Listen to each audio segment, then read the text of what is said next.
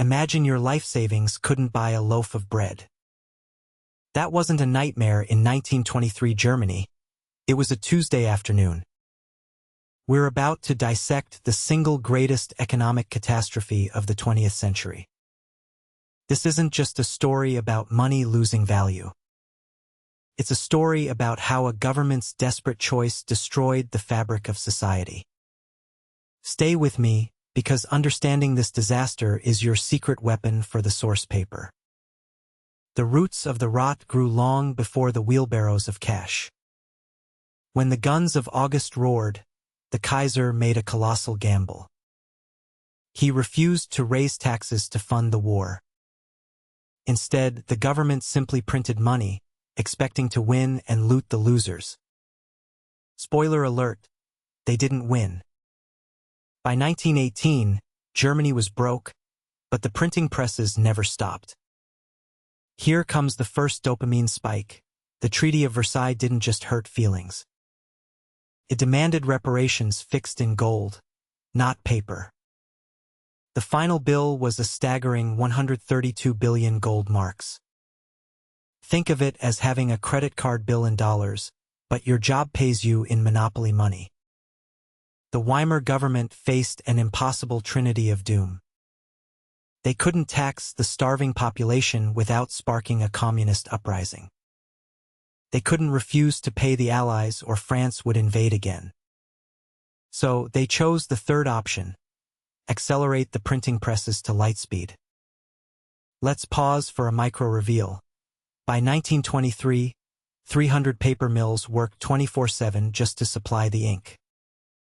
$1, which bought 4 marks in 1914, now bought 4.2 trillion marks. Prices didn't just rise monthly, they rose hourly. The speed of the collapse is the real dopamine spike here. Workers were paid twice a day. They'd rush the money to their wives, who'd sprint to the shops before lunch. If you waited until evening, the price of a sausage could have doubled. This is the payoff for the source analysis question. Visual sources show wheelbarrows of cash. But the examiner wants you to understand the utility of that image. The wheelbarrow isn't just a funny picture. It reveals the total collapse of banking. Banks were useless because the interest rates couldn't keep up with inflation. Trust in the currency evaporated, so people reverted to bartering. The middle class was completely annihilated. Their life savings, held in war bonds and bank accounts, vanished into thin air. A house that cost 100,000 marks now cost a loaf of bread. This created a deep, burning trauma in the German psyche. And here is the crucial link to your next topic. This trauma birthed the appeal of extremism. But who were the winners in this chaos? Anyone with tangible assets or debt. If you owed the bank 1 million marks, you could pay it back with a single tram ticket. Hugo Stinnes, the inflation king, bought hundreds of businesses with worthless loans. He turned a worthless currency into a concrete empire of coal and steel. This is a dopamine spike for your evaluation skills. Winners and losers depend on class. By November 1923, the currency was literally worth less than the paper it was printed on. The economy had returned to a primitive state of trading. Gustav Stresemann stepped in as chancellor and called off the passive resistance in the Ruhr. This was a massive gamble, but it stopped the French bleeding the economy dry. Then came the magic trick, the Rentenmark.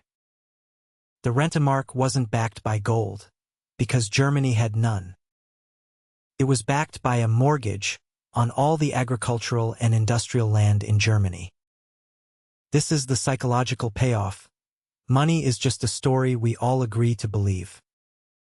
1 Rentenmark was worth 1 trillion old marks. The government stopped printing, and the nightmare stopped. But the damage to the social contract was permanent.